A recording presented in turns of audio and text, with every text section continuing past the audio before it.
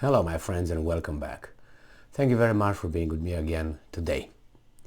You know, watching TV and listening to experts and analysts, you're supposed to trust them because that's their, little place or whatever of expertise. The problem is when they make mistakes, serious mistakes in their assessments. Is anyone going to, penalize them in any way? Will their status diminish?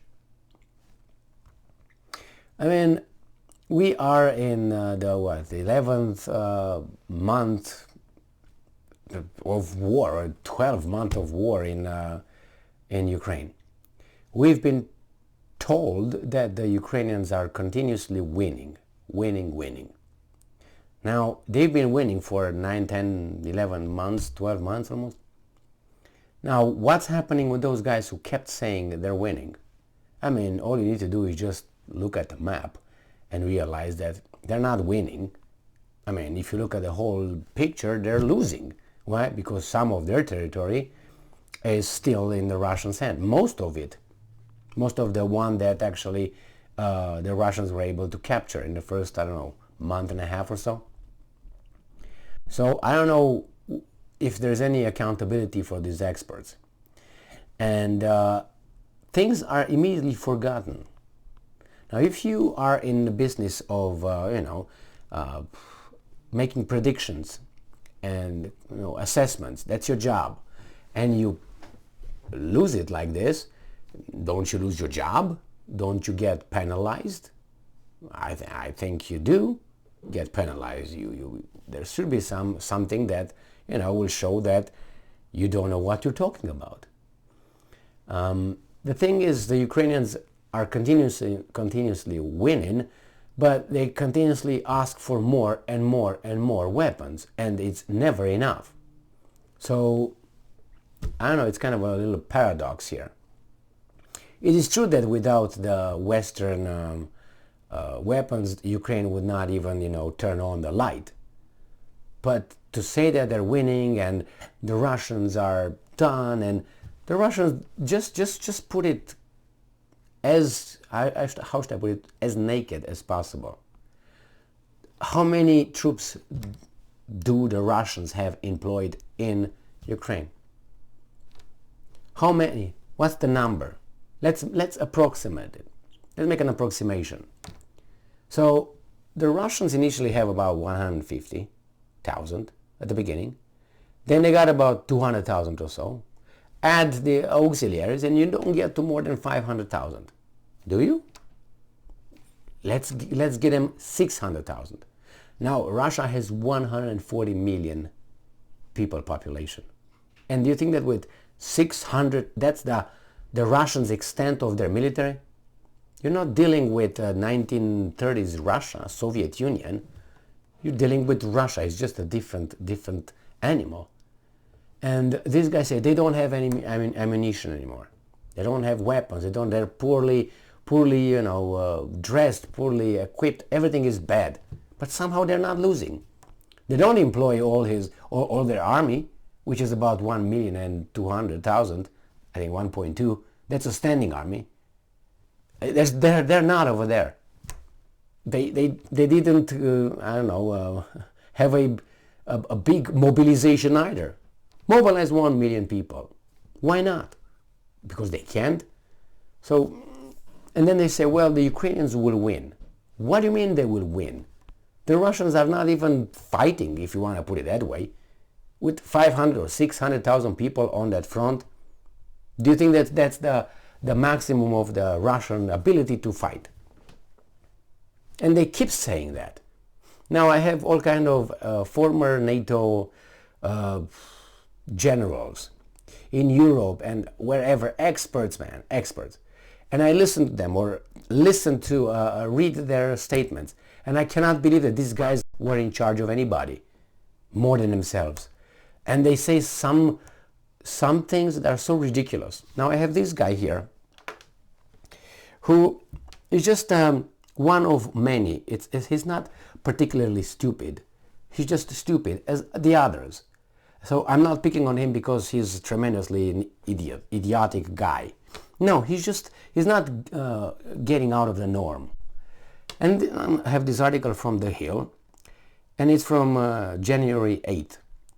This is the title. Ex-NATO chief says that Russian forces in Ukraine will be burnt through and exhausted by end of winter. Okay, so that's 2 months. In 2 months, imagine that you have this guy as the leader, the chief of your army, in charge of the army that your life and your family members' lives are depend on. And he says, you know what? By the end of the winter, which is about 2 months and a half or so, the Russians will be burnt through and exhausted. What does that tell you? That means the Russians will be losing by the end of winter. That gives you hope. They say, oh, we're winning, let's go, baby doll. So you're going to have a little bit of fun listening to this guy. Now, is it accurate? I don't understand how that would be possible. Maybe he's going to tell us. And I guarantee he's going to tell us certain things that we can't really, I don't want to say ingest, not even ingest, smell it. So former NATO chief James Stavridis said in an interview that he believes Russian forces in Ukraine will be burnt through and exhausted by the end of the winter season as the Kremlin's war against neighboring countries continues. During the appearance at New York-based radio station, blah, blah, blah, blah, blah, blah. And this is what this Stavridis says. But I don't see either side having a breakthrough moment, at least this winter, he said. And then he said, unfortunately, the first chance we can get to a negotiation is going to be after the winter. The Russians will be burnt through and exhausted, losing so many men, so much equipment. So this is the guy who makes an assessment. It says, on the Ukrainian side, the pressures from the West in order to avoid further costs is going to become significant, he said. When I put it all together, more war to go. Ukrainians win it on the ground. Russians win it in the sky. Did you look at the map to see who is who and who's where? And he said, let's all push for a negotiation sometime mid-2023. According to the current situation, it says that every US dollar that it's given to us will, this is Markarova said whatever. So he says that the Russians will be burned. Okay, I have a question for the Stavridis. Stavridis, what if in about 2 weeks the Russians bring 10 million people? They enlist, they say, okay, partial mobilization, 10 million people.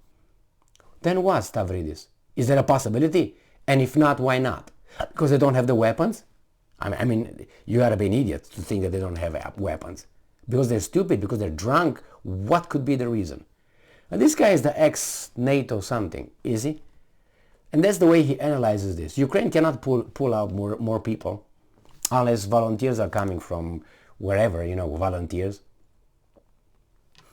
It's just the how should I put it, the simplicity, not a simplicity because it could be simple but clear and logical, but the I don't know, maybe mediocrity of the assessment of such a guy who was in charge of allegedly NATO.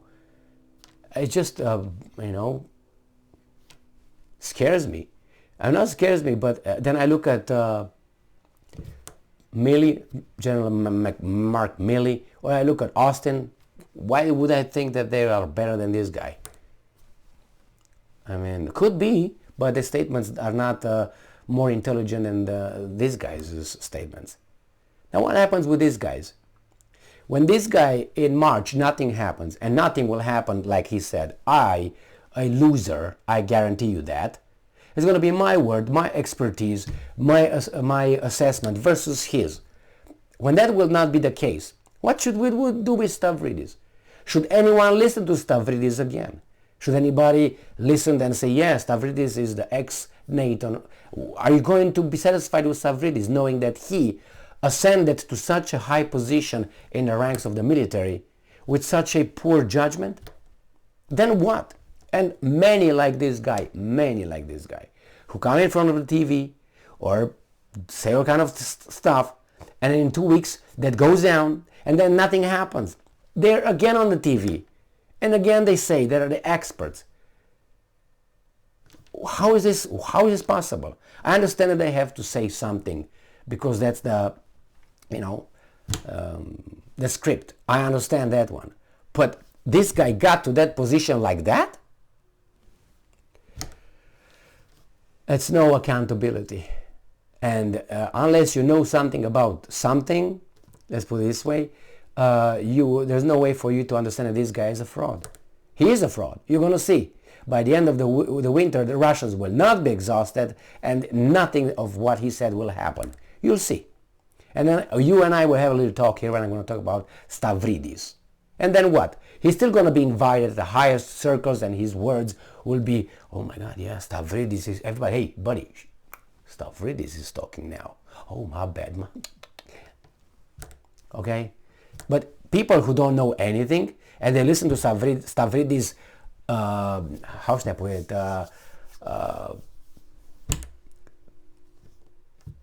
title, ex-NATO, this, just by that they think that this is a legit. He's not legit. I don't know how he got in that position, to be honest with you, unless he's very intelligent and he lies a lot and he knows when to lie and how to lie, and then he gets, by saying whatever he's supposed to say, they push him forward. But he was in charge of the military. He was not a spokesperson. He was not a, an opinion maker, right? He was in charge of the military. With that kind of level of analysis, I don't want to be under his command. Do you? Thank you very much for being with me again today. Stay strong, stay smart, look for the truth, and be just.